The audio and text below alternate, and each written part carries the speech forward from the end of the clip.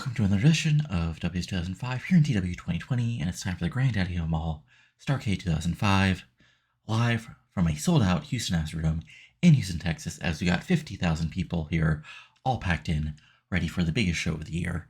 We start with our opening video, focusing on the big matches, the number one draft pick match, the tag cage match between America's Most Wanted and the Hardys, the big triple threat number one contenders match between Monty Brown, Shawn O'Hare, and The Truth, Goldberg Helms, the four-way women's ladder match, Robin versus Rey Mysterio Jr., the world title match, and more. And this opening video gets a 68. Nothing too fancy here, just sort of like, just the opening video, gets 68. Let's move forward to the actual first match of the show. And, even with a company like WCW, if you're going to have a cage match, you will put it at the start of the show or the end of the show to make up with time, and we're putting it at the start of the show. That indeed is the match that opens up the show here on Starrcade, as it's American Explodon taking on the Hardys. And this is a battle of respect, as of course AEW, believe they're the best tag team in the business today, with their multiple world tag team titles in WCW. And the Hardys, of course, came into WCW, winning one of the titles, and after several confrontations, here we are to start off Starrcade. Both teams are still baby faces, but AEW have a little more edge, and they started the brawling right from the start here. And it's a battle right from the start as things kick into high gear with both teams going into right at each other. We got, James Storm going for some high knees, going for a spear early on Matt Hardy for a near fall, brawling with Jeff, hitting a DDT, Matt coming in to fight with Chris Harris throwing Hardy into the cage, then, going for a, big suplex. Then Jeff Hardy, walloping him with a with a planche of his own. Well, not a planche, sorry. Sort of like twist a fate of his own. Getting near fall for that. James Storm getting involved. Beat down on Matt to sort of get things going. And then they, as Jeff survives, Storm hits the big, actually locks in sort of like the, his like sling blade type maneuver, and goes for a near fall again. Battling again. Jeff, finally recovers, saves his brother. They go after Chris Harris. We hit a big sort of double team move as Matt hits a, power bomb and, power bomb neckbreaker combination for a near fall. James Storm comes back in. The fight continues.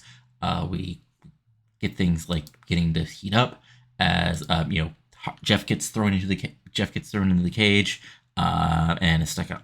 Basically, sort of is on the side of the ring apron, and then hits him catatonic from Chris Harris. James Storm hits the 8-second ride. Matt Hardy barely kicks out to a big pop. They go for the death sentence. But Jeff Hardy comes out of nowhere, diving onto both men. Hardy's House of Fire, goes up to the, outside ring apron, hits a big sort of like springboard clothesline. Big wild move from Jeff Hardy to, throwing Chris Harris and James Storm around. Eventually Chris Harrison Storm take the advantage. But Matt Hardy comes in. Hardy hits a few big moves, hits a sort of like grabs Chris Harris, picks him up into a sit-out powerbomb, and then turns around and goes for a twist of fate, and hits it. Jeff Hardy hits a swanton bomb, save by the other member of America's Wanted. The fight continues, and basically it looks like what's we're looking for here. They actually Harrison Storm again go for a death sentence on Jeff, but Matt makes a save. Matt throws James Storm, over the top rope, and basically kicks and punches at Storm to make him unable to get back in the ring. Harris fights back, actually hits a big big lariat, goes for a big sort of like power bomb onto Matt Hardy, but Hardy turns it into a cutter. Jeff recovers, and Jeff slowly climbs to the top of the cage. Matt Hardy, Storm comes in. Hardy's ready for him. Storm nails Harris with a spear. Storm gets thrown again to the corner. Another twist of fate, and Jeff Hardy flies off the top with a swanton bomb from the top of the cage onto Chris Harris. 1, 2, 3. The Hardys pick up the win at Starrcade. 83. Unfortunately, I forgot these guys don't quite like to do a call-in ring, so sort of a spot fest here. But, James gets an 89, Chris Hart gets an 86, Matt Hart gets a 94, Jeff Hart gets a 99. Again, Jeff, if I didn't think you were going to be on drugs, you would be like my number 2 babyface. So, 96, 87. So we probably lose 4 or 5 points here, and probably another couple points because it's face-to-face matchup. But yeah, good stuff here. Jeff Hardy took a crazy bump, and yeah, that's about it. And Hardys get the win. Hardys are celebrating. NW slowly recover, and Chris Harris looks like pissed, and he's about to go after the Hardys from behind, but James Storm talks him down, and after a moment of a stare down, there's some tension, but then there's a handshake. To a big crowd pop. Everybody's getting along. 71 has moved forward here at Starrcade.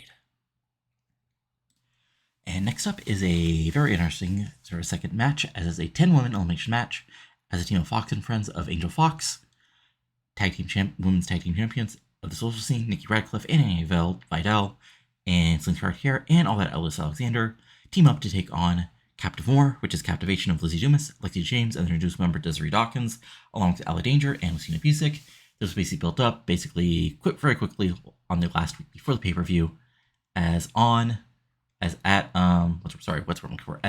Revolution, there was a women's tag team match between Social Scene and Cartier and Alexander, and after Social Scene get the win, Captivation actually attacked the 4 women. Eventually, Angel Fox, agreed to team, and the other heels, with nothing to do with their sort of partners, in the big 4-way women's ladder match, came in as the other part of the team, and there's a very, an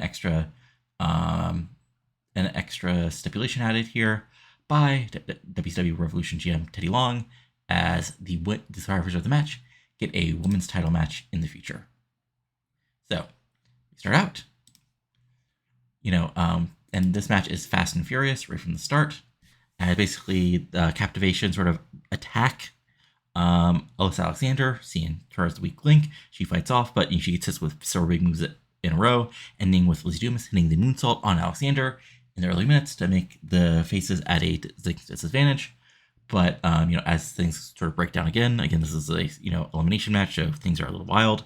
Eventually, Allie Danger comes in with her kendo stick and gets DQ'd. And then we fight back, and Angel Fox eventually gets a measure of revenge over Desiree Dawkins, the newest member of Captivation, nailing her with the, I forget her finisher, whatever it is, hits her finisher and gets a final victory.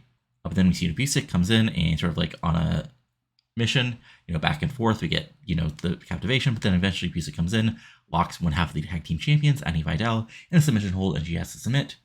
That brings it down to basically a 3-on-3, as it's Lexi James, Lizzie Dumas, better known as Lita, and Lucina Busick against Nikki Radcliffe, one half of the women's tag team champions, Angel Fox, No Brothers, Angelina Love, and Slinky Cartier, aka Lufisto, back and forth, but eventually Lexi goes low and is able to hit the Lexi DT to get the pinfall victory over Nikki Radcliffe, knocking things down. But Angel Fox comes in and battles over Lexi and Lizzie, and actually the finish ends as Lizzie is going to hit a moonsault on Angel Fox.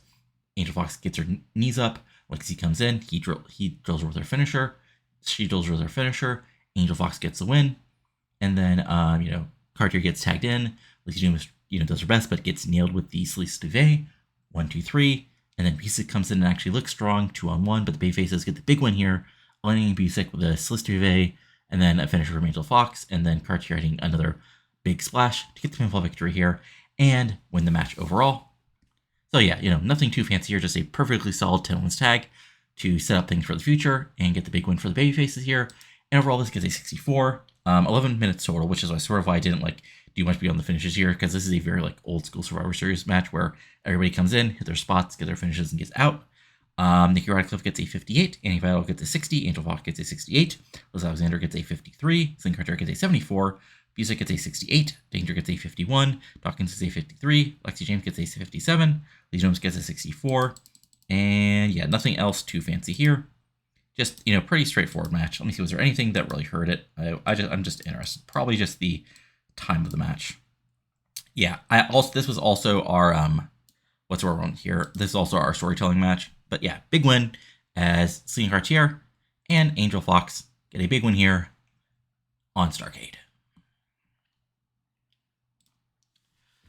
Next match is our first title match of the evening as Magnificent Mark Jindrak, defends the WCW United States title against Paul London. Of course, Mark Jindrak got some help and shenanigans to win the US title off of the Truth, and then Paul, as he was celebrating that victory on Revolution, Paul London came out and challenged him, and the match was made.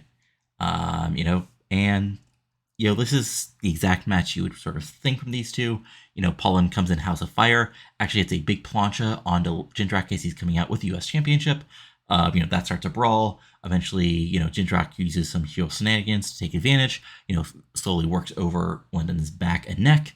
Hits a couple neck breakers, keeps a hold on, hits a few big suplexes, big slams, big boots, plays the cocky heel to the hilt, cockily pins London a few times, but eventually goes back to work. London comes back with a babyface fire, eventually hits a big, turns into a DDT, hits a super kick, tornado DDT, a diving crossbody for a near fall, hits a springboard, not string press, springboard sunset flip into a near fall, hits and then hits a enziguri, hits the drop salt for a big 2.5 count, and then actually hits a sort of rolling cutter, goes up top, shooting star press. Jindrak gets his knees up, works things slow again, eventually actually hits a big crucifix neck breaker, and then picks him up, goes for the Mark of Excellence. London turns it into a DDT. Jindrak distracts the ref. In comes Simply Johnny Divine and wallops Paul London with the US title. Jindrak, basically, stops the distraction, picks him up. Mark of Excellence. 1, 2. Paul London kicks out to a big pop. Jindrak is upset, yells at the ref. London rolls him up. And then London hits a few big moves. Jindrak goes for the Mark of Excellence again, turns into another DDT. Drop salt, big crossbody, big rolling cutter, goes up top. Shooting star press. 1, 2, 3. Paul London has won the United States Championship here at Starrcade. So, very good match. 93. Got the psychology note, which is interesting because, this is really good. Jindrak got 82. Paul London, because he's freaking great, got in 93. Match got the crowd hotter. But yeah, really good match here. And yeah, just, Jindrak. I mean, this was a way, I wanted London to have gets, because he had a really good year, but he wasn't in the mix for the main event. And Jindrak has been actually doing good. So there we go. Just a big good match here. And Paul London celebrates with the US title to a 72 as we move forward here at Starrcade. And next up is another big title match as it's Highwire Havoc for the WCW Cruiserweight Championship as Reckless Roberts goes in the champion, defending against Matt Sydal, Maverick Chance, Romeo Rossi, and Austin Aries. And this is a pure high spots match. Everybody gets their moment to shine. Roberts gets a few big suplexes in. Austin Aries gets to, dive from the Highwire onto Sydal to break it up as he's going after Roberts. Rossi gets to hit a big move, gets to almost get it, but gets basically Roberts is going for the title. Sydal is able to crawl over and hit a modified DDT off the Highwire act. Sydal, of course, is able to hit a shooting star press from the Highwire onto somebody, but of course there's no pinfall, so unfortunately, no match for him.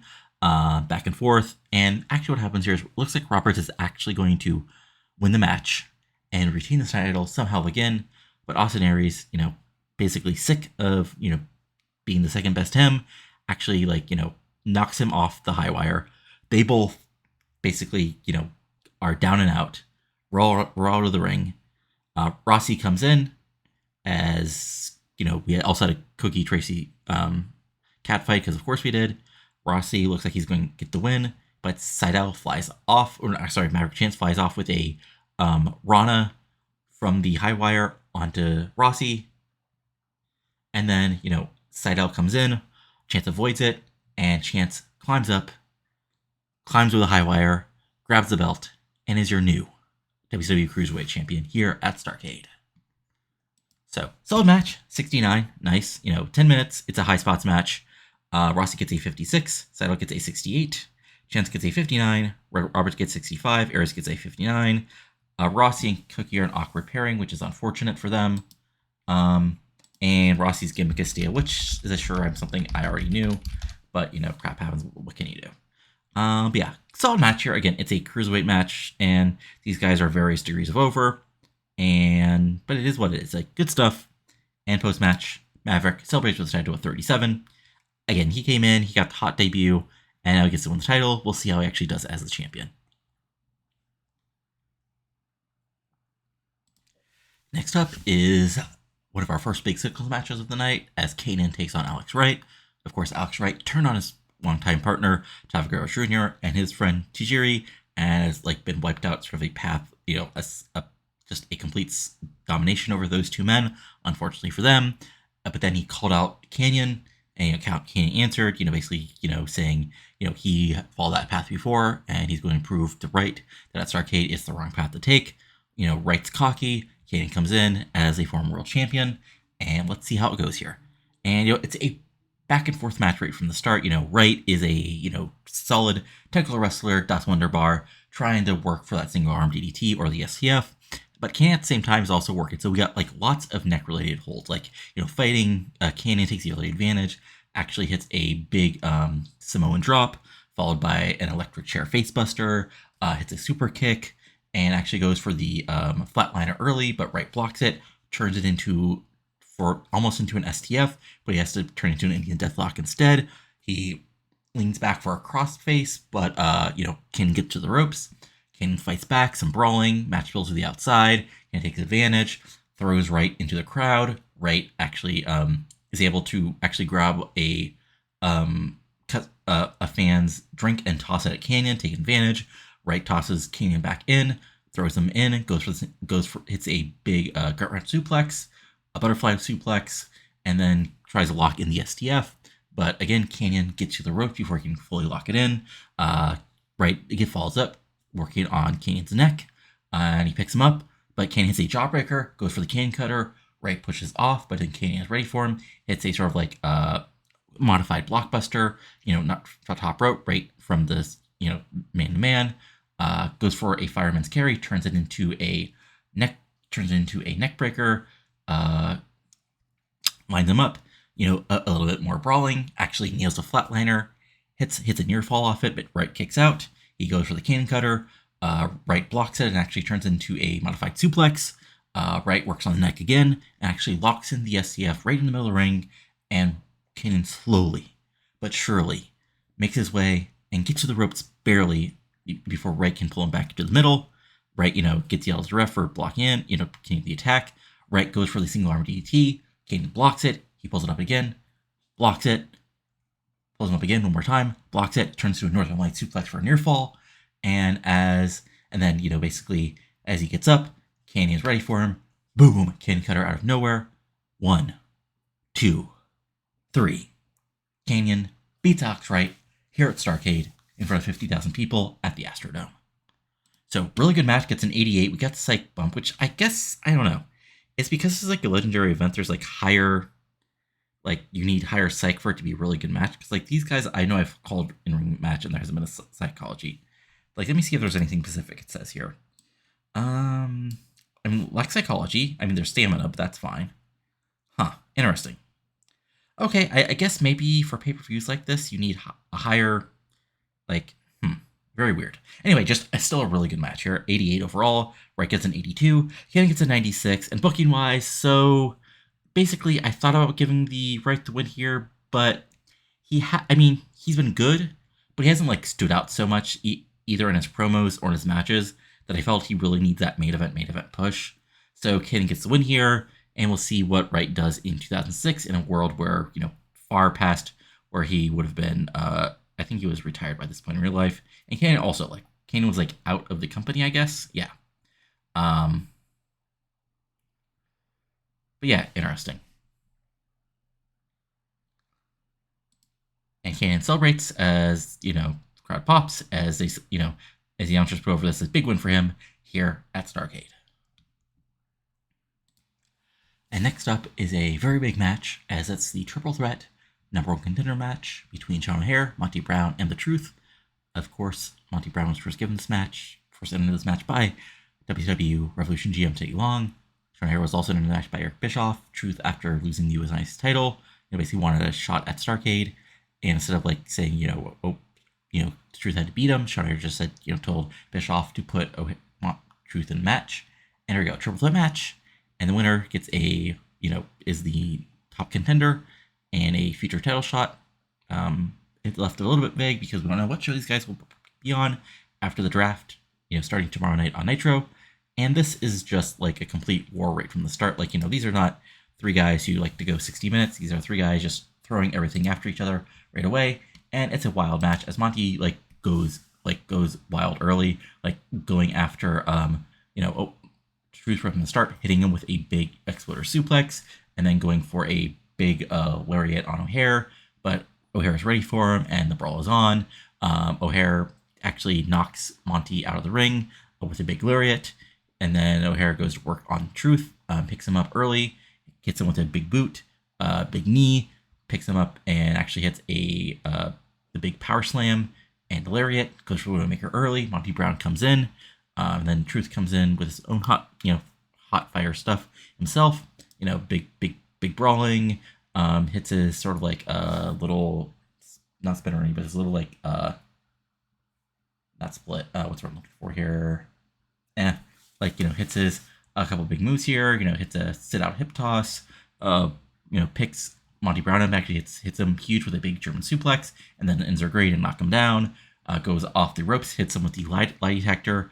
And for a near fall on Monty, O'Haire comes in and goes after Monty as Monty tosses Truth after a big kick out. Monty actually dominates O'Haire and hits the alpha bomb for a near fall. But then the Truth comes in. Truth actually hits him with a springboard, sort of spring content on. He's going for the pinfall, and then picks him up. Goes for the Truth infected. Goes for the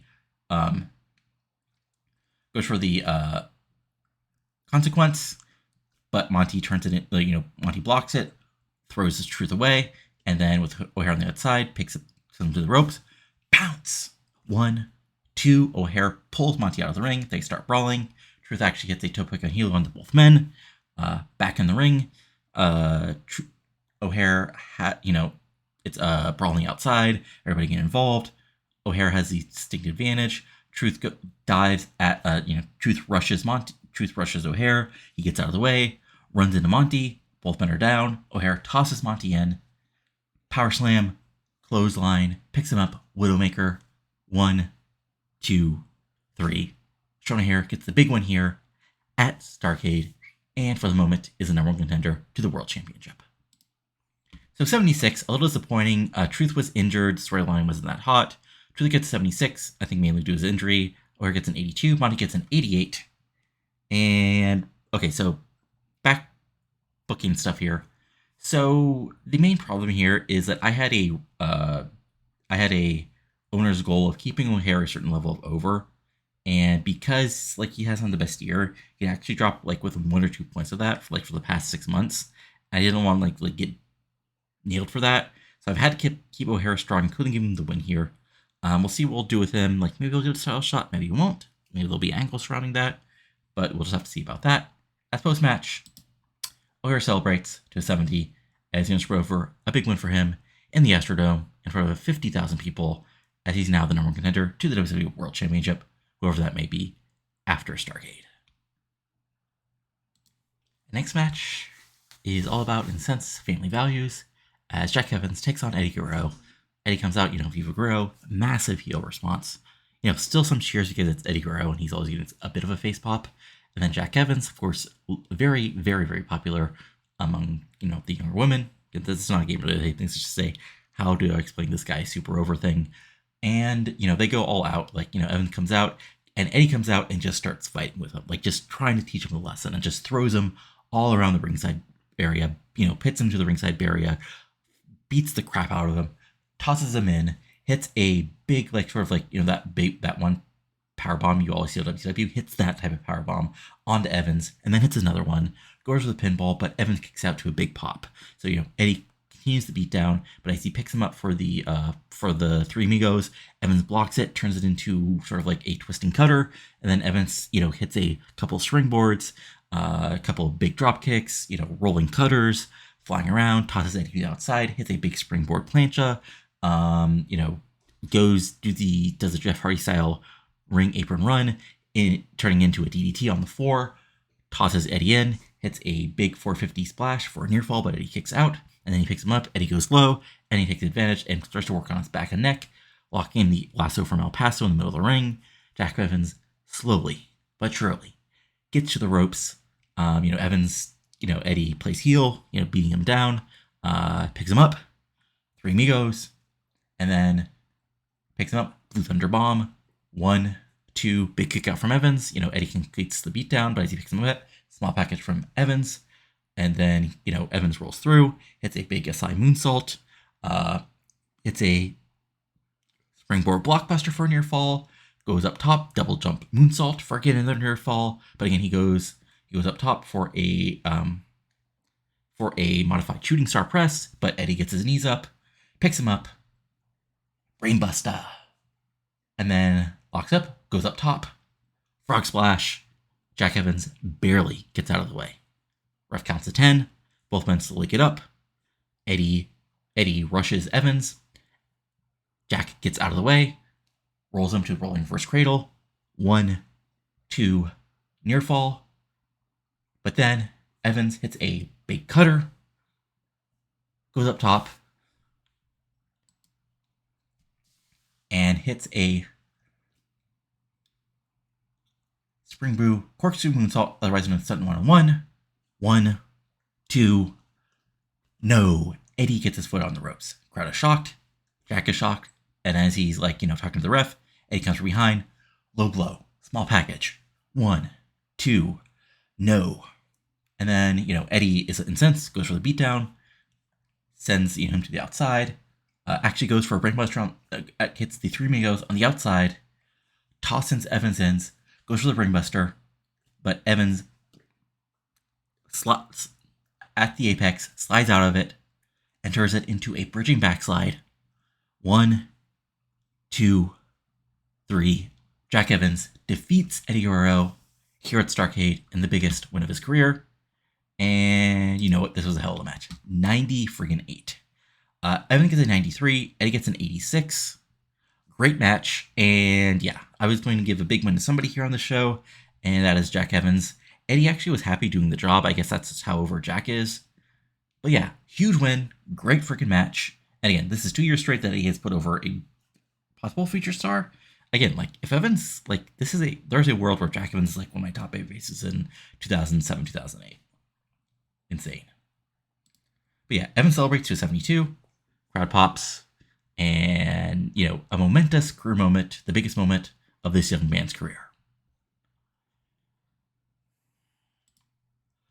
Next up is another big match for the number 1 draft pick as Brother Ray, as part of Nitro, and Kidman as part of Revolution come in.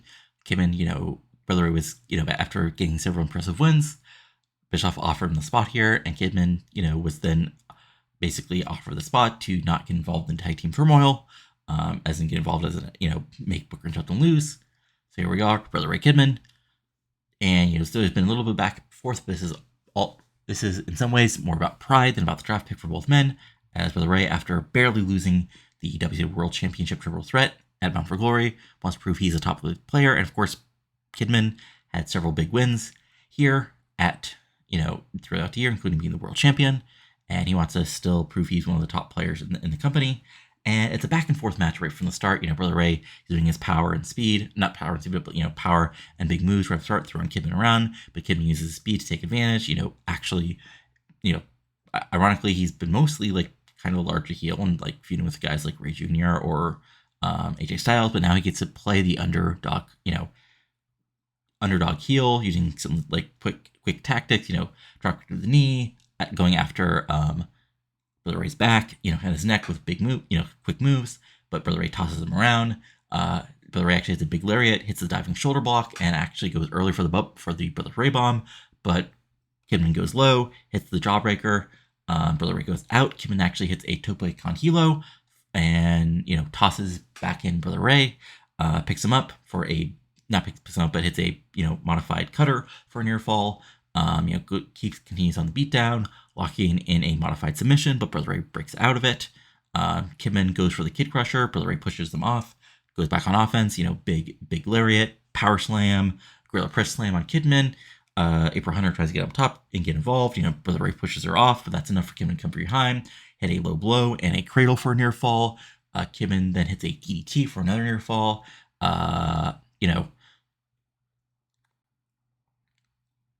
But as he goes for another one, Brother Ray goes back on offense. Big moves, another diving shoulder block. Actually hits the full Nelson Brother Ray bomb, but April Hunter barely gets Kidman's foot on the ropes. And as Brother Ray is then not yelling, but sort of trying to explain things to the referee, April Hunter slides in a chair, and then she goes in and yells at the ref. The ref is distracted. Kidman comes from behind, low blow, Kid Crusher on the chair. April Hunter drops down. Kidman, referee turns around. Kidman has the pinfall. 1, 2, 3. Revolution gets the number 1 pick, and Kidman gets a big win here at Starrcade. And I screwed up and I think forgot to include Billy Kidman as part of this storyline, so this only gets 79, despite both guys getting 92. So this could have been another 89-90 match, but I just screwed it up. Oh well, shit happens.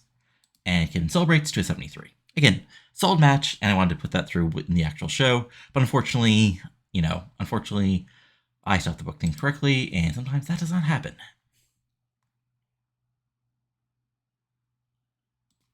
And now it's time for Tag Team Turmoil. Again, as a reminder of the rules, it's a 10-minute time limit for each of the matches, and if it goes to the time limit, then both teams are knocked out. There's a total of 5 teams involved this year. Evolution, both the Nest teams, Booker and Shelton, and the Tag Team Champions Ninkyo. And the first 2 teams drawn are Evolution and Morningstar and the Prophet. Of course, Mesias and Morningstar are former Tag Team Champions, but leader of the Nest, who's now in charge of Morningstar, basically had said he's taking over with Mesias. Morningstar and Prophet are still apart here. And, knowing the 10-minute time limit, these 2 teams go right after each other. Claudio and Lashley look impressive, tossing, Prophet around. Prophet gets Morningstar in. Morningstar, flies around, hits a couple big moves. But eventually, looks like Evolution are going to get the win after Claudio hits the, what's the word I'm looking for here? Actually, it's a giant swing on Prophet, but Morningstar gets involved. Morgan on the outside is distracting enough for Flair that allows Claudio to get distracted, and everybody's going full out, knowing the time limit. Morningstar is able to attack Claudio from behind. Prophet pulls Claudio off the ring apron, and that allows Morningstar is able to nail him with the Angel Wings and get the pinfall victory here in a little under 6 minutes. So again, not the best match, only gets a 65. Prophet gets a 39. Morningstar gets a 90 because he's freaking great, and honestly, he's probably been underpushed this whole year. Sydal gets a 62. Lashley gets a 42. And yeah, Prophet's injured, which is unfortunate for him. And now something very interesting happens. So, they win, and whose music hits? But Raven's, as he comes out with Mesias. And, Raven basically tells Morningstar to stand down and, allow Raven and Mesias to go forward. Morningstar to explain it. The Prophet, goes to stand down, but Morningstar stops him. Raven steps in and reminds him, of the rules of the War Games match, that he is now his servant.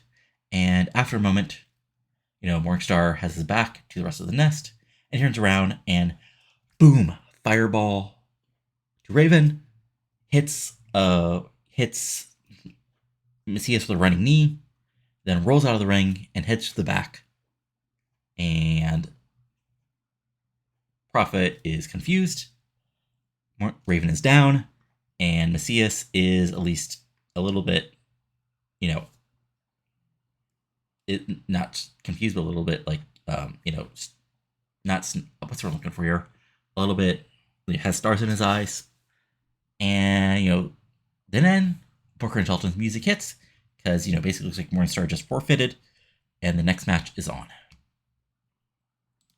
So Booker and Shelton come out, and basically what they're running through the ring, they hit a quick double team maneuver on Mesias to knock him out of the ring, and with Raven, basically just getting fireballed, they go after him. Booker actually comes outside and continues to brawl with Mesias. Shelton hits a big sort of suicide dive onto Mesias to stop him from getting back in the ring. And Booker, eventually there's a little bit of brawling. Raven tries to come back, but Booker hits him with the, axe kick, then the bookend. And after only a couple minutes, like 3 or 4 minutes, Booker pins Raven to knock them out and advance Booker and Shelton. And again, this only goes 4 minutes. And gets a 69. Nice. Shelton gets a 76. Booker gets an 81. Raven gets a 76. And Mesias gets an 82. As this is just a wild, just bit of mayhem. As, Mesias actually does get an advantage near the end and toss Shelton to do the ringside apron, but it's too late. And Booker and Shelton, Shelton gets back in the ring, and they're waiting, of course, for their final competitors in the final competition, the World Tag Team Champions, who have drawn the final seed, final number. And now, after 2 straight, I don't want to say kind of matches, we actually had a real match, as the tag titles are now on the line, and Booker and Shelton have wrestled, and they've been in a fight, but not as long as Ninkyo was probably hoping.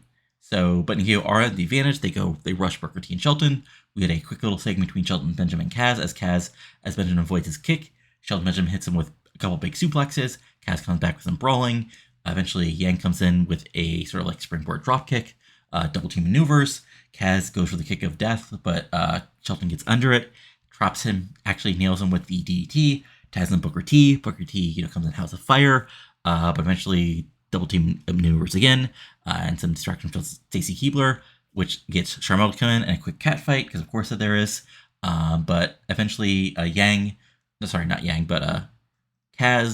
comes in, brawls with Booker, kicks versus some brawling for Booker. Booker actually nails him with the a sidekick of his own, hits the hits Spoon Rooney to a big pop, goes to the bookend. Kaz blocks it. He hits him with several elbows, knocks him down with a big knee, goes for the big kick of doom. Booker T gets out of the way, hits him with a modified power, sit down power bomb. Booker goes up top for the Houston Hangover to a big pop, but Kaz rolls out of the way. Yang gets tagged in. Yang comes in and actually goes for, hits him with a running knee, goes up top. Yang tie moonsault, but Booker T rolls out of the way at the last second. Shelton gets tagged in. Kaz comes in, but Shelton drills him with a big suplex that sends him out of the ring. Yang crushes him. Shelton gets out of the way. Boom. Pay dirt. 1, 2, 3. Your winners and new WCW World Tag Team Champions, Booker and Shelton Benjamin. Big win for Shelton, big win for Booker. 84. Of course, we're here in Houston, so a huge pop for that. Kaz gets a 98. Yang gets a 74. Shelton gets an 82. Booker T gets a 79. And post-match, Booker and Shelton are celebrating when who enters the ring to celebrate with them, but Houston Rockets star Tracy McGrady, along with Charmel, to a big pop. And going to put over. What a big hometown moment for Booker here with his, new protege Shelton Benjamin, his wife Charmel, and Houston Rockets star Tracy McGrady here at the Astrodome. 73 for that. And yeah, new World Tag Team Champions are Booker and Shelton. And I might tag team promote something I thought was a good idea, but I think maybe I'll just actually book some tag team views for next year. Who knows? I actually enjoyed it. I mean, we'll see what happens here. But a big moment here as Booker and Shelton walk out of Starrcade with the tag titles, and that should end the bouncing ball that has been the tag titles for the past couple months here. I know there was some feedback that wasn't that great, but hey, stuff happens.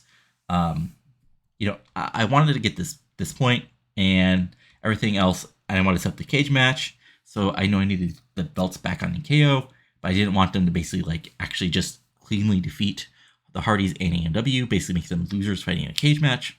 So I had to deal with that mess. Maybe I could have figured out something better, but it is what it is. But before we move forward to our next big match, first we have the first part of our Hall of Fame,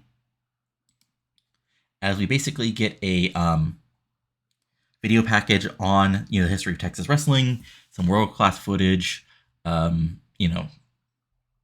And then, basically we have Terry Gordy coming out for the Freebirds, and we have Kevin Von Erich coming out for the Von Erichs. They get the big cheers. They face off, friendly. Kevin goes for the, claw. Gordy's looking for a fight, but then they hug. Big pop. 47, because, well, it's still Kevin Von Erich, Terry Gordy in 2005. They walk out of the ring, and then Seeking His Story hits, and out comes Sting to a huge pop. He comes out of the ring and says, basically, from the day he entered WCW, it's been his home, and he's never wanted to go anywhere else.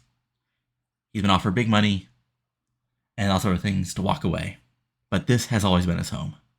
Whether it was the first time he showed up here, whether it was an hour drop with Ric Flair, whether it was the darkest days when he's wrestling in front of a couple hundred people, whether it was when it looked like this company might die, when he's walking on catwalks, and after the rebirth.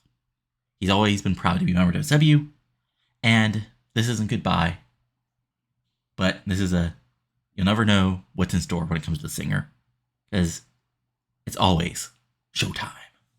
Big pop.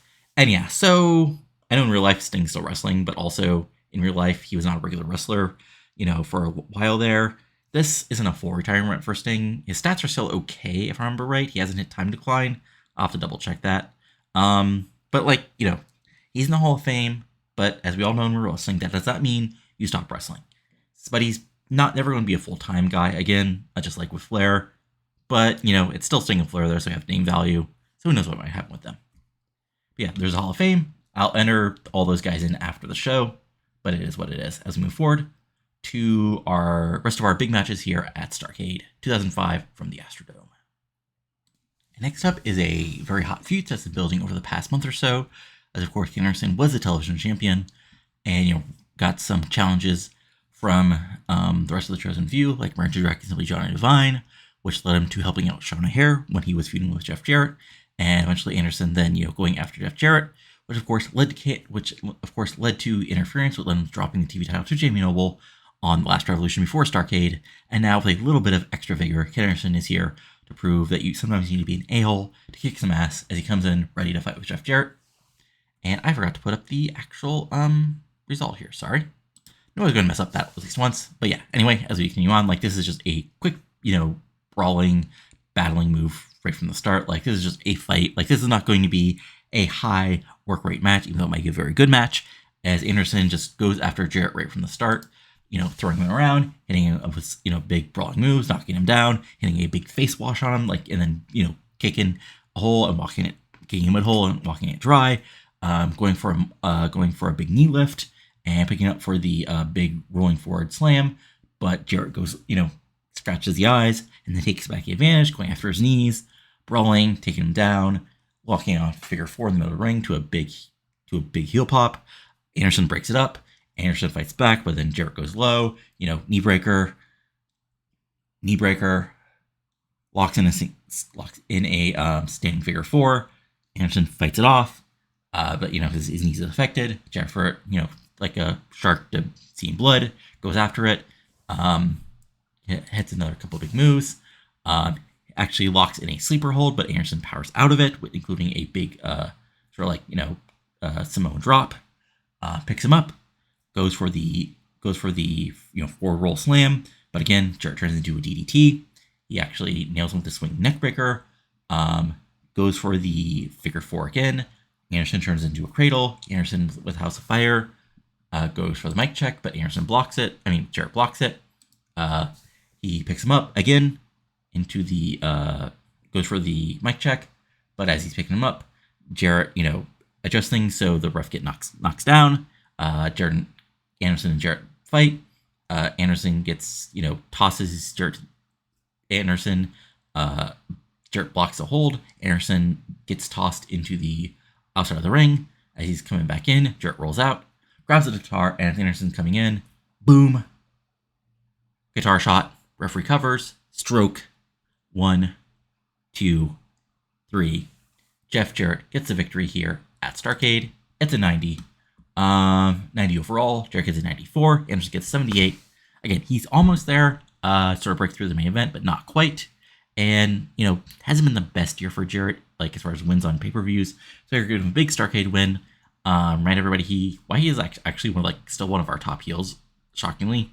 But a huge win here for Jeff Jarrett as he defeats Ken Anderson at Starrcade in a 90 and celebrates afterwards to a 68.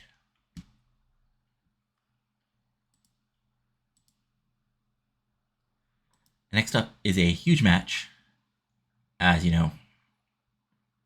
as we have POD coming out and singing Mesias Jr.'s song as he comes down to the ring to a big pop, Buyaka 619, all that good stuff. It's 74. And now it's time for a huge match as Mesias Jr. takes on Rob Van Dam. More friends, now, I guess, much better enemies, but that's, trademarked by the WWE. Let's get rolling to that match. And two of the best in the world, fighting for pride, fighting to prove who's truly better, and fighting over who is, over a fallen friendship. And the interesting thing here is, this match is actually, the storyline, the story of the match is basically Ray's kind of desperate here. Yes, he needs some help, but, Van Dam drilled him and got the win last year. Last month at Battle for Glory. He had a long world title reign, and, maybe that talk about him having a sort of failure of a world title reign is getting to him, as he's a little desperate early, hitting very big moves right from the start, big plancha, diving ranas, big moves, total world headsetters takedowns, some full hit power bombs, cross bodies, just going after pin, but already except 1, 1, 2, 1, 1, 2, 1, 2.5, 1. And eventually, Ray goes for the springboard Rana, and Ray and Rob Van Dam just sort of tosses him off into not quite a powerbomb, but sort of just tosses him into the corner and goes after him. Slowly, cockily, he's still Rob Van Dam, so there's lots of big moves here, but it's not quite as not quite as high paced as you think from the start. And he's just big kicks, roundhouse kick, a savate kick, a spin kick, kicking him down, hitting a backbreaker, actually hitting a Northern Light suplex for a near fall, and sort of just shrugging when he doesn't get the pinfall, hitting the Rolling Thunder, and then hitting a somersault senton for a near fall. And Van Dam's very, very cocky. He's thinking he's beating him once, and he's gonna easily beat him again. So he actually picks him up and goes for the sorry, how to bring further. Goes for the backbreaker, hits the actually it's in a sort of throat, in a, I'm blanking on the word here. And in homage to Sabu, actually hits the triple jump moonsault, but Ray gets his knees up at the last second, and Ray goes back on offense. Hits a quick arm drag, hits a tornado DDT, hits a quick Rana for a near fall, comes off the top rope with a big dive. Actually does a little bit of brawling with Van Dam, tosses him to the outside, hits a huge suicide dive. Paul Heyman tries to talk to Ray Jr. He pushes him away. That gives Van Dam enough advantage to come through and get back on offense, a bit of a brawl on the outside. But Van Dam actually gets reversed by Ray Jr. Ray Jr. tosses Van Dam into the corners. Ray charges him, Bronco Buster into the ringside barrier. Ray goes off the ringside apron with a huge dive onto Van Dam, tosses him back inside. Springboard DDT for a near fall. Ray gets him set up, 619. No, Van Dam gets out of the way. And then, as he does the turnaround, Van Dam spears him. Ray falls to the outside. Van Dam back on offense, fighting, beating him down. He actually hits him up. Big backbreaker. Goes up top. 5-star frog splash. But Ray Jr. rolls out of the way. Both men down. Again, Ray Jr. hits a springboard into a cradle for a near fall. Hits a springboard splash for a near fall. Hits a springboard late drop. Again, this time to back of RV's head. Sets him up. 619. Actually nails it. Goes to the West Coast pop. No, Van Dam turns into a powerbomb. RVD goes up top. 5-star spark splash. Ray gets his knees up, and both men are down. RVD actually recovers first. RVD picks Ray up. Big powerbomb. Hits a springboard moonsault for a near fall. Picks, now he's getting a little upset. Paul Heyman distracts the ref. Van Dam comes in, tosses the chair. Van Damiator, no. Ray tosses the chair away, ducks under, sends Ray Jr. sends Van Dam to the corner, rolling first carry for a near fall. Hits, sends RVD into the ropes. 619, West Coast pop. 1, 2, no. RVD, goes low, picks him up, gut wrench, powerbomb, up top, 5-hour frog splash. Ray Jr. barely rolls out of the way, sends RVD into the corner, modified 619, West Coast pop, and goes to Springboard Rana. 1, 2, no. Now desperate, Ray actually puts Van Dam up top, goes to the ropes, double, springboard, Rana, no, top rope super bomb from Rob Van Dam. Then Rob Van Dam rolls to the outside, climbs up top, 5-star frog splash. 1, 2, 3. Basically, clean victory for Rob Van Dam over Mesias Jr. Only gets an 87 because basically we had the emotional high thing. And also, a little crowd was already at emotional high, a little bit of inconsistency. But, Van Dam got a 95, Ray got a 97. This was dinged a little bit. Shivani also was a bad announcer. But insane match. But RVD gets a victory here at Starrcade. 2 wins in a row over Romeo Jr. And maybe he is the best wrestler in the world, even if he isn't the current world champion. In post-match, RVD and Heyman celebrate as Ray Jr. walks slowly to the back, having to think about things. Next up is a very personal match, as of course, Goldberg, was basically challenged by Shane Helms, and Titus Tomko got involved as his bodyguard, back at Bound for Glory. Of course, it was all a big setup. Goldberg got very upset, but Helms and Goldberg then had a sort of work-shoot battle, talking about their careers in WCW and who deserves what. But here, now they're getting in the ring. Out comes Goldberg first, to the cheers of the crowd, and, chants to Goldberg. But, after the fireworks, as Goldberg is at the top of the ramp, Shane Helms and Titus Tomko from time and just attack him. Like Tomko and Helms, 2-on-1. Goldberg is Goldberg, but Tomko's a big guy, and Shane Helms is a former world champion. And the beatdown is on. They throw him in the ring. Tomko drops him with the big cutter, and then Helms drops him with a super kick, and then boom, one nightmare from Elm Street, which is sort of in this world at least, a running TE to the back of the head, a second nightmare from Helm Street, a third nightmare from Helm Street, and the thing gets an 82, and sort of like Helms, goes to the ref and tells him, to start to ring the bell for the match, and he goes for the pinfall. 1, 2, kick out to a huge pop, but Helms is not, Helms is not done with this. Helms, as Goldberg is getting up, boom, super kick. Goldberg still slowly gets up. Boom, another super kick. Boom, a third super kick knocks him down. Goldberg slowly gets up. Neighbor from Helm Street again. A fourth one in just a couple minutes. He goes for the pinfall. 1 huge kick out from Goldberg to a big pop. Helms gets up, shocked. He goes after Goldberg again. Goldberg tosses him around. Exploder suplex. But Helms ducks, gets out of the way of another one. Super kick, but Goldberg ducks it, tosses him again. Spear, jackhammer. 1, 2, 3. Goldberg gets the win here. In a little under 9 minutes, this one gets an 80. Actually, a really good match. Helms gets a 90, Goldberg gets a 96 because this was an under 10-minute domination. So if we actually look at things here, Squash Master attribute. Short match length, capped it, but also made it a much better match probably than like a 15-minute match would be. So this was always what it's going to be. I honestly don't mind it.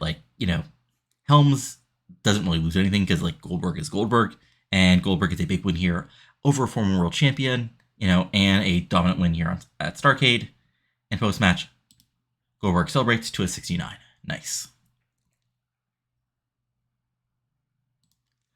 All right, and then it's time for a very important match in the history of women's wrestling here in North America, as the first ever ladder match in WCW happens. And it's a 4-way ladder match as Nikita Kalt goes into defender's title against Gail Kim, Joanie Laurer, and Tricia Skye. All 4 women have been, I think, multiple-time women's champion. Maybe Joanie only has her one long reign. But yeah, 4 women, and they go out there to prove themselves. And, it's just a battle right from the start. Like, we get multiple various combinations of both women, like, teaming up to go after each other.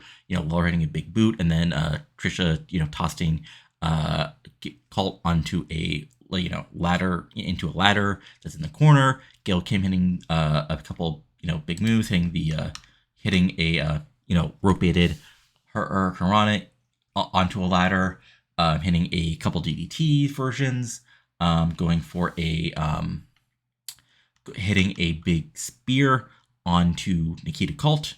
No, sorry, onto Tricia Stratus, against a ladder that's set up in the corner. Joanie Laurer using her power with a gorilla press slam, tossing Tricia Skye to the outside. Gail Kim going after Joanie Laurer, but getting tossed herself. Eventually, the ladder getting set up, and we get our first big bumps off the ladder as Laurer gets basically triple team power bombed onto to the outside onto a ladder that's there. Not ladder, but through a table. And then then there's the fight to determine who's going to the next big shot. Kalt takes over here, hitting a few big moves. Going after the knees and necks of the opponents, hitting a big backbreaker on the Kalt, but then getting nailed with the Sky's the Limit from Tricia Skye out of nowhere. Tricia goes to climb up the ladder. She gets brought down by Gail Kim. Gail Kim goes for the Eat Defeat on Tricia Skye, but as she's going for it, Nikita Kalt breaks it up. We get another 3-way battle. Kalt Tricia actually hits the chick kick and hits the Sky's the Limit on Gail Kim, but then she's not, she's attacked from behind as Kalt, sends her to the outside. Kalt climbs to the outside, but in comes Laurer. Joanie, recovering from getting sent to the table, she picks Kalt up. Huge power bomb through a ladder on the outside to a huge pop, but as Laurer is climbing, Tricia is ready for her. They fight on top of the ladder, and Tricia actually takes Joanie down to the mat with a Sky's the Limit from the ladder, and then it looks like Gail Kim is about to do it, but instead, she wants to hit a kill shot. So as Joanie is climbing back into the ring, she goes over, nails, goes for the diving Mysterio Rana onto Joanie Laurer, but at the last second, Laurer turns it into a powerbomb through another ladder that's been set up at ringside, and both women are down. Kalt, Joanie Laurer, Tricia Skye is slowly recovering. Kalt comes in, she goes for the backbreaker. Tricia Skye turns it into blocks it, hits a big move of her own, hits a chick kick, hits the Sky's Limit. Looks like she's going to do it, but Nikita Kalt barely recovers, tips the ladder over. Skye falls through a table at ringside, and then Joanie Laurer is slowly climbing back in the ring. Kalt runs at her, big knee, knocks her back to the outside. Kalt sets up the ladder, climbs up, and retains the WCW Women's Championship in the first ever women's ladder match at Starrcade. So unfortunately, there's some lack of psychology here, so this only gets a 78. I guess, I guess Johnny Ace couldn't save it as a road agent, but still a very good match, all things considered. Probably shouldn't have been the semi-main, but also this doesn't mean the main event shouldn't be overpowered. But Gail Kim gets a 78, Nicole gets a 92, Tricia gets an 83, Joanie Laurer gets an 82. Gail Kim took a crazy bump, Joanie Laurer took a stunt bump. Like psychology, but it is what it is, as Nikita Kalt walks out of Starrcade, still your women's world champion, as it gets a 67. And now it's time for the main event. As out first comes your challenger, AJ Styles. To a big crowd pop, as just put over. This has been AJ's goal ever since he started this business, in front of, 100 people in a small converted garage in rural Georgia, through multiple world tag team title reigns, winning the called shot, and now is here at Starrcade main eventing. 68. Then we hear the roar of multiple motorcycles as we get a probably local motorcycle club from Houston, probably not Hells Angels, but maybe, coming out, flagging Palumbo as he comes down with Raine, and the World Championship 68. And they face off as both men are announced. It's time for our main event. Big pop as both men face off, and we get a couple collar and elbow tie-ups that Palumbo dominates because, well, it's Palumbo and Styles. But Styles comes back with a couple punches. Palumbo fires back with his own. But Styles hits a ducks under, hits a few quick shots, comes through. Actually does his quick little what's the word I'm looking for here? Blanking, having a brain fart moment. Yeah, hits a few his little phenomenal blitz where he hits like a couple punches, kick to the thigh, spinning back fist, and then a big disc lariat to a big pop. And then he immediately goes on offense, hitting actually picking up Palumbo into a quick snap suplex, then a big vertical suplex, a drop kick, sending him to the corner, Pele kick to a big pop, hitting a tornado DDT for a near fall. But then as he goes for picks him up for goes for a kill up Frankensteiner, Palumbo blocks it and tosses him off.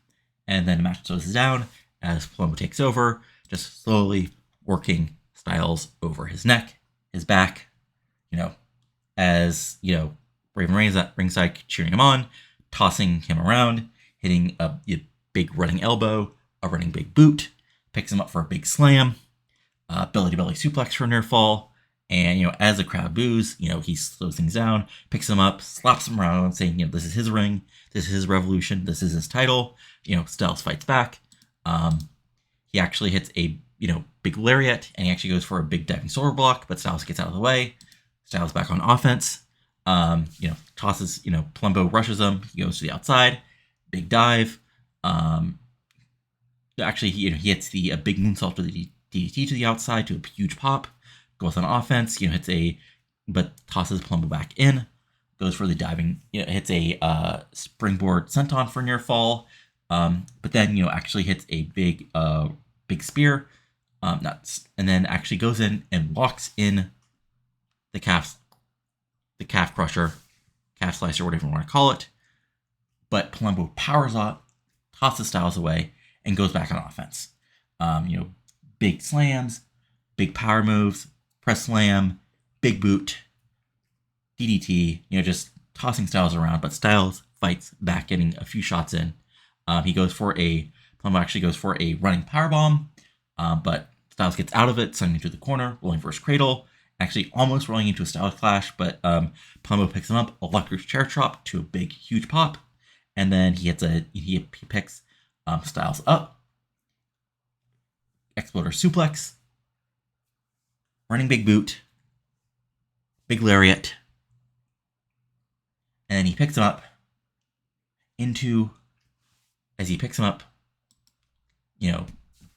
talking to the crowd, full throttle, no. AJ blocks it. Palumbo tosses him around. AJ gets out of the way of a rush.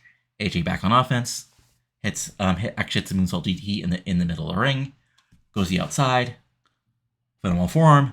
No. Palumbo is ready and tosses him into the corner. Big clothesline into the corner. Suplex. Picks him up. Full throttle. At the last second, Styles turns it into a DDT. Both men are down. Styles recovers. Gets to the outside. Phenomenal forearm. He picks him up again. Styles clash. 1, 2. Raven Reign puts Palumbo's foot on ropes to a huge heel pop. AJ, yells at Raven Reign. Palumbo comes from behind, attacks him. Has another couple of big moves. And he picks him up again for the full throttle. But again, this time, AJ turns it into a cradle for a near fall. And he rolls through, picks him up. Styles clash. 1, 2, 3. Your winner and new WCW World Heavyweight Champion is AJ Styles. So look at the 96. So I did, as some people mentioned in the comments, I did turn off their bad chemistry because I figured for a main event of Starrcade, these guys would go into the ring before every show and work out a match. And here we go. AJ Styles is your new world champion, 96. Palumbo gets a 84. AJ Styles gets a 94. Like a psychology, but I don't care. I mean, again, drift a little. I don't care. AJ's a champion. Palumbo rolls out, walks to the back. AJ is handed the title. Out comes the other big members of Revolution.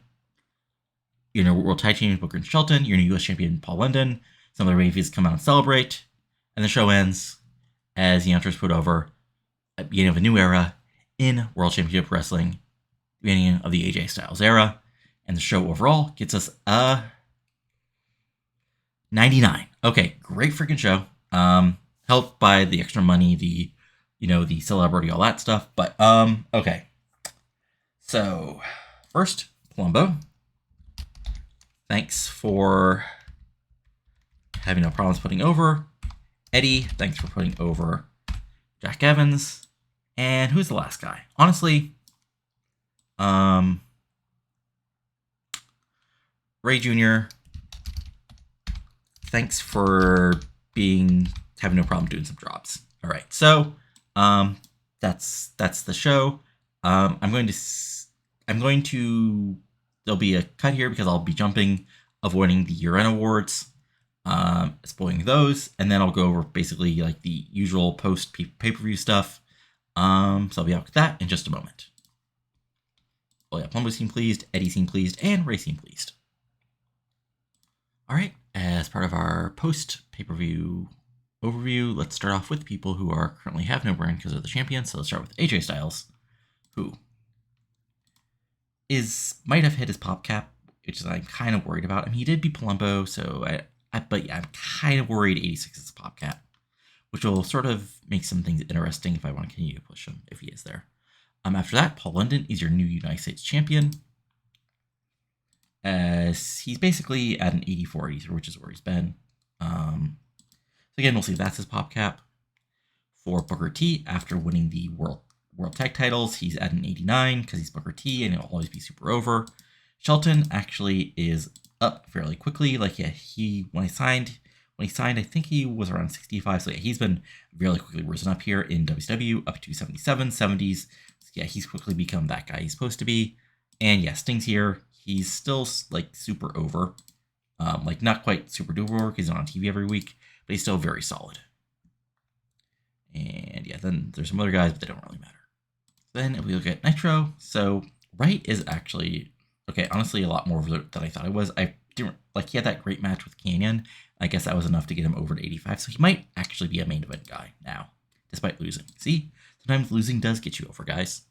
Let's see, Goldberg is still stupidly over, like, and he'll continue to be stupidly over, which is why he's my, like, figurehead, even though he's not really. Brother Ray. See, Brother Ray doing the job, but he's on an 81, which might be his pop cap. Let's see here. Eddie, after losing to Jack Evans, is only at an 85, so not bad. Jack Evans, after beating... Okay, so Jack is at an 83, so yeah. Which, I mean, is not much more than he was at the beginning of last year. But, like, yeah, he did some jobs in the summer, now he's back to where he was. So he could be possibly an important babyface. Jeff Hardy... Hardy's Hardy. Like, they did some jobs for the tag titles, so slowly building up, but still getting 99s beside that, Pat. Jarrett's at an 88. He's great. He's good. All that good stuff. Let's see here. Canyon's at a 90. He's, again, fantastic. Ken Anderson, again, a little bit from losing a TV title and losing a Starrcade possibly, but still very over considering how I've been pushing him. Maverick Chance, after winning, is up a bit, but like still needs to be built on TV. Mesias is there. Like, he's down from his peak at the beginning of last year, but he can easily be rebuilt. Morningstar, who will be off TV for a bit after walking away from the nest, is still very over. Let's see here. Raven has actually gotten really over, like a lot more over than I expected him to get, so that's good. See here, Brooklyn Roberts, after being Cruiserweight champion for basically forever, fell off a little bit thanks to jobbing, but he's still like doing decent. Sean O'Hare, I mean, I survived keeping him over because he needed to be a 78 in the US, and he kept him at that, which is all that was important. Shane Helms, I think, did not really lose a lot. Yeah, he actually gamed up after being just in a feud with Goldberg. So there we go. And I think, well, let's see here. Truth is still stupidly over. So there he is. And that's it. So if we go to Revolution, First, we'll look at the men just so I can like settle that down. So, men, which isn't a whole lot of people. Kidman, after winning at Starrcade, is still at an 83. Palumbo, after doing the job, is at an 87, like down from 91. So lost more than AJ gained from winning, but what can you do? Let's see here. Jamie Noble up a little bit after winning the TV title. So there we go. Let's see here. Kaz, after losing, is still like stupidly over. So he's a guy who'll hopefully be getting a push in the future. Jindrak, after losing the US title, lost a little bit. Let's see here. Monty Brown is somebody who we kind of need to rebuild in the new year. Like he did lost some overness, but he can easily be rebuilt. Ray Jr., again, still stupidly over. And Rob Van Dam, also stupidly over. Then if we go to the women, so starting with our current women's champion, Nikita Kalt, really over, especially after beating 3 of our top women in the ladder match. Tricia Skye actually dropped a little bit, but she can easily be rebuilt if needed be. Joanie actually fell off a little bit, and I need to change her picture because, like, yeah, this is drugs Joanie in real life, and that's not what she's been. Gail Kim, honestly, is somebody who I need to, like, build back up because she's done a little too many jobs. Outside of that, let me see, is there anything else of interest? Not really. Like, yeah, I'll go over the rest of that when I go over everybody else's overness. So yeah, we'll do a quick creative check here. Okay, so creative-wise, top 5 is Eddie, Truth, Van Dam, Raine, Goldberg. Styles isn't here, but I hope he can be soon. There's Palumbo, but like sort of Truth, again, stupidly like getting, just insane that he's here. Next big thing is Angel Fox, LePen, who I might actually give a push with Tolan out with an injury for a bit. Yang, Cesaro, and Lila Vivez. Hot prospects, Angel, Alexander, Lexi, Lila, Yang. Again, why do you think I'm pushing the women? Toxic Tot, Canyon, Flair, Booker, Van Dam, Jarrett. Who do you expect? Showstoppers, Ray, RVD, Styles, Eddie, Jeff Hardy. Ring Generals, Ray, Lance Storm, Eddie, Morningstar, Chavo. Who's hot? Booker, Kaz, O'Hare, Goldberg, Jindrak. Who's not? Only Chavo. So then, to finish things off, our titles. Starting from the bottom, Cruiserweight Champion, Maverick Chance. Just ended Ruckus Roberts, Long Reign. World TV Champion is Jamie Noble, who just beat Ken Anderson for it. Our Women's World Tag Champs are Annie Vidal and Nikki Radcliffe, the rising on the social scene. Our US Champion is Paul London for the second time. Our World Tag Team Champions are Booker T and Shelton for the first time. And our Women's World Champion for the second time is Nikita Kalt. And our World Champion is AJ Styles. So that's it for now. Again, schedule reminder for anybody who's made it this far. No new video on Friday, most likely. Next week will be the year in review. There might be another break after that, deciding, but then it'll be the new year. WCW draft. We'll see who ends up on Nitro, who ends up on Revolution, what storyline's getting to the first show, and that's it. 2006 is starting. 2005 is over. Thanks for anybody who's followed along for the long time that's taken because of the breaks I've taken. But I'm really enjoying things. This great show has really re-energized me in a way, and I've really enjoyed it. So that's it for now. If you enjoyed this, go ahead and like, comment below on what you're enjoying, not enjoying, and subscribe to the channel for plenty of TEW 2020 content and some other fun stuff that might pop up. Journey of Wrestling, Basketball GM, who knows what else. But thanks. That's for all. That's all for now. Talk to you later, and adios. Have a good one.